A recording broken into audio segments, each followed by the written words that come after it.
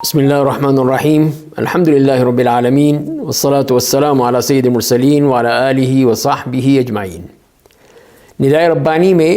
ہم اللہ تعالیٰ کی جو ندائیں ہیں قرآن کریم میں ان کا مطالعہ کر رہے ہیں۔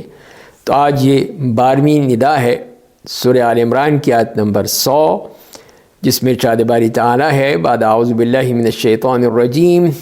یا ایہا الذین آمنوا ان تطیعوا فریقا من الذین اوتوا الکتاب یردوکم بعد ایمانکم کافرین۔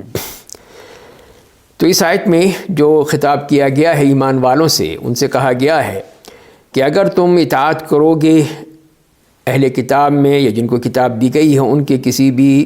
گروہ سے، تو وہ تمہیں تمہارے ایمان کے بعد واپس لوٹا دیں گے کفر کی طرف۔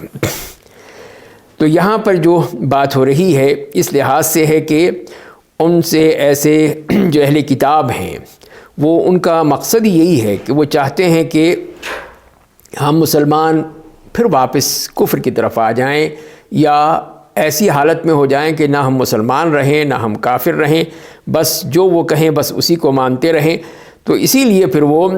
اس بات کی ہمیں تاکید کی گئی کہ دیکھو اہل کتاب کی ہر بات کو مت مانو، جو کچھ لوگ چاہ رہے ہیں کہ تمہیں دوبارہ لوٹا دیں تو وہ انتہائی خطرناک معاملہ ہے۔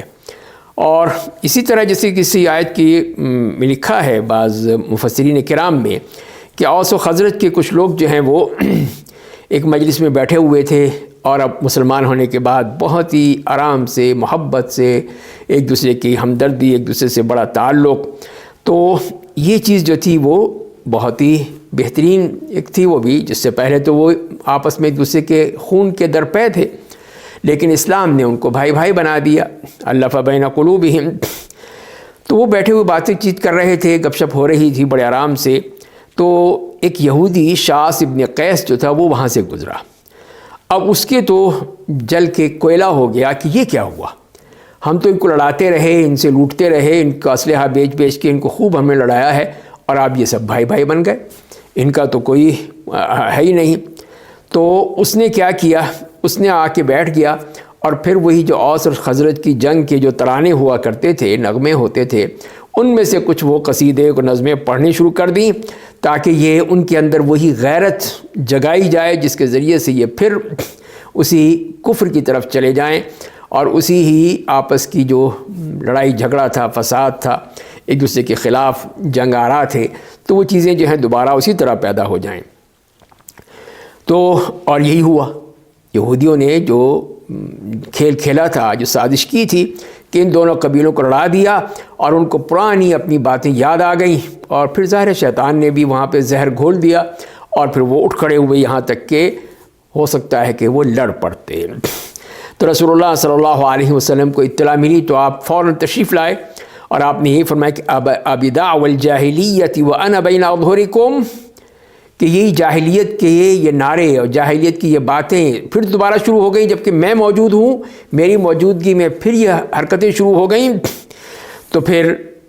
نبی کریم صلی اللہ علیہ وسلم کو سمجھایا، بتایا ان کو کہ یہ دیکھو یہ تم لوگوں کو لڑانے کی یہ سازش ہے، تم لوگوں کو پھر چاہتے ہیں کہ اسی طرح یہ ایک دوسرے کے خلاف جنگ آرا ہو جاؤ، تو یہ انتہائی خطرناک چیز ہے، تو لہذا اس سے بچ جاؤ۔ تو لہذا پھر یہی چیز ہے جو کہ قرآن کریم نے یہی کہی، وَكَيْفَ تَكْفُرُونَ وَأَنْتُمْ تُتْلَى عَلَيْكُمُ الْكِتَابُ تُتْلَى عَلَيْكُمْ آيَاتُ اللَّهِ وَفِيكُمْ رَسُولُهُ، کہ کیسے تم کفر کرو گے جبکہ تمہارے اوپر یہ اللہ کی آیات پڑھی جاتی ہیں، تمہارے اندر رسول صلی اللہ علیہ وسلم موجود ہیں، صبح و شام تمہیں سمجھاتے ہیں، بتاتے ہیں، بشیر ہیں، نذیر ہیں، تمہیں سمجھانے کے لیے آئے ہیں، تو لیکن پھر بھی تم جا کے ان کی باتوں کے مان لیتے ہو، یہودیوں کی، اور اس میں پڑ جاتے ہو، تو یہ چیز جو ہے یہ انتہائی خطرناک ہے۔ تو لہذا اسی لیے پھر اللہ تعالیٰ نے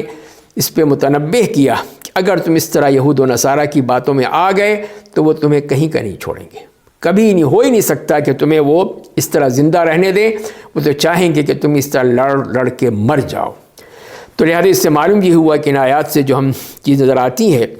کہ وہ یہی ہے کہ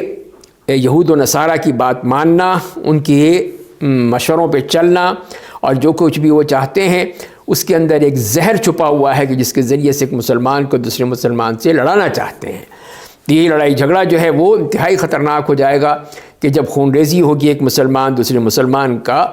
گردن کاٹے گا، اس کا خون بہائے گا۔ اور اسی طرح پھر یہ بھی ہے کہ ان لوگوں میں سے جو اہل کتاب جو سب کچھ جانتے ہیں، یہ نہیں کہ نہیں جانتے، ان کو پتہ ہے سب اس اسلام کے بارے میں، دین کے بارے میں، قرآن کے بارے میں سب جانتے ہیں، اور اس کے باوجود وہ کفر کا ارتکاب کرتے ہیں، انکار کر دیتے ہیں، مانتے نہیں ہیں۔ تو لہذا پھر ان سے ہم کیسے لے سکتے ہیں؟ تو اسی لیے ان کا جو یہ کفر ہے اور جو انکار ہے قرآن کریم کے حوالے سے، نبی کریم صلی اللہ علیہ وسلم کے حوالے سے، تو وہ بہت ہی خطرناک ہے۔ تو لہذا ایک مسلمان کو سمجھدار ہونا چاہیے، بصیرت ہونی چاہیے کہ یہ لوگ کیا کر رہے ہیں۔ تو اسی طرح جو بھی ایسا کوئی معاملہ ہوگا جس میں لوگوں کو حق سے پھیرنے کی کوشش کی جائے، مختلف ہیلوں سے، بہانوں سے، مختلف ان کو سبز باغ دکھا کے، ان کو اور طرح طرح کے لالچ دے دے کر، تو یہ سب چیزیں جو ہیں یہ انتہائی خطرناک ہے۔ تو ایک مسلمان کو پوری طرح متنبہ ہونا چاہیے کہ ایسی جتنی بھی اس قسم کی سازشیں ہیں وہ بہت ہی خوبصورت الفاظ میں لپیٹ کر کی جاتی ہیں، خوبصورت باتوں میں، نعروں میں، اس میں لپیٹ کے بتائی جاتی ہیں، اور ہم میں سے کچھ سادہ لوگ جو ہیں وہ ان کے پیچھے چل پڑتے ہیں، ان کی بات کو مان لیتے ہیں۔ تو لہذا یہ چیزیں حرام ہیں، ناجائز ہیں کہ ایسی صورت میں ہم ان کو اپنا مشیر بھی بنائیں، وزیر بنائیں، یا ان کو قریب لائیں اور ان کی بات مانیں۔ تمہارا اللہ تعالیٰ جو ہے اس بات کو جانتا ہے کہ جو بھی بندے کام کر رہے ہیں، خیر ہے یا شر ہے، ہر طرح سے وہ جانتا ہے، سمجھتا ہے، اس کو دیکھتا ہے، کوئی چیز بھی اس سے وہ مخفی نہیں ہے۔ تو لہذا یہ یہود اور یہود و نصارہ ہر مرحلے پر، ہر زمانے میں، ہر عہد میں، ہر جگہ پہ، آج ہوں یا کل ہوں، وہ ایک ہی ہیں۔ یہ نہیں سمجھنا چاہیے کہ نہیں وہ بڑے ہمارے خیر خواہ ہیں، بڑا تو ہمارے لیے کام کریں گے، ہمیں مدد کریں گے، ایسا ہو ہی نہیں سکتا ہے۔ تو لہذا نبی کریم صلی اللہ علیہ وسلم نے بھی ہر جگہ ان کی مخالفت کرنے کا حکم دیا کہ مشرکین کی مخالفت کرو، جیسے کہا کہ مونچھوں کو کم کرو اور داڑھیوں کو بڑھاؤ۔ یہودیوں کی مخالفت کرو، وہ اپنے جوتوں میں چپلوں میں نماز نہیں پڑھتے، نماز پڑھا کرو۔ اور یہود و نصارہ پہ لعنت کہ انہوں نے اپنے انبیاء کرام کی قبروں کو مسجد بنا لیا۔ اور یہی فرمایا نبی کریم صلی اللہ علیہ وسلم نے کہ ایک وقت آئے گا کہ تم لوگ اپنے سے جو پہلے لوگوں کی ہیں ان کی ہر طرح سے تقلید کرو گے، ان سے مشابہت اختیار کرو گے، ہاتھ بہاتھ، بازو بازو، یہاں تک کہ اگر وہ گوہ کے بل میں بھی گھس جائیں گے تو تم بھی گھس جاؤ گے۔ تو صحابہ نے پوچھا کہ یہود و نصارہ؟ تو آپ نے کہا کہ ہاں، اور کون ہو سکتا ہے؟ یہی تو ہیں کہ تم ان کی تقلید میں، ان کی مشابہت میں بالکل ہی ان کے پیچھے چل پڑو گے، ان کی ہر چیز کو لے لو گے، اور پھر یہی چیز جو ہے وہ تمہیں بالکل انہی کا ایک نمونہ بنا دے گی۔ تو اسی لیے پھر ان کی ہر بات کو ماننا، ہر بات کو قبول کرنا، یہ اسلام کے منافی ہے۔ تو لہذا اس سے بچنا ہے ہمیں، اور اپنے آپ کو بچانا ہے، اپنے نوجوانوں کو بچانا ہے کہ وہ ہر چیز میں ان کی تقلید مت کریں، اپنے دین کو دیکھیں۔ ہمارے پاس جو بہترین نمونہ ہے نبی کریم صلی اللہ علیہ وسلم کا، صحابہ کرام کا، اس پر چلنے کی کوشش کریں، اور اپنے آپ کو یہود و نصارہ کے ان ہتھ کنڈوں سے بچائیں گے، تبھی وہ کامیاب رہیں گے۔ اللہ تعالی ہمیں سمجھنے اور عمل کرنے کی توفیق عطا فرمائے۔